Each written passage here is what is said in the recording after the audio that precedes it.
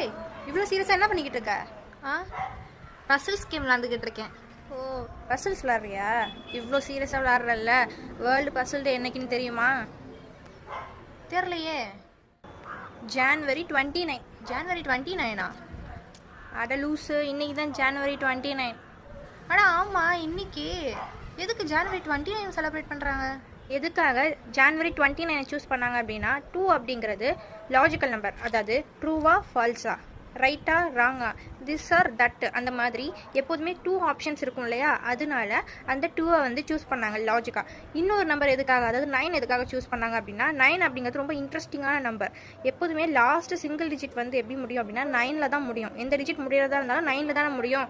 So அதனால அதை choose பண்ணாங்க. இன்னொன்று என்ன அப்படின்னா, 9ஓட எதை மல்டிப்ளை பண்ணாலும் அதை ஆட் பண்ணால் 9 தான் வரும். ஸோ இந்த மாதிரி இன்ட்ரெஸ்டிங்கான நிறைய ஃபேக்ட்ஸ் வந்து 9ல் இருக்குது. அதனால தான் 219 வந்து சூஸ் பண்ணுறாங்க. ஜான்வரி மந்த் எதுக்காக சூஸ் பண்ணுறாங்க அப்படின்னா, இயரோட ஸ்டார்டிங் மந்த் வந்து ஜான்வரி தானே.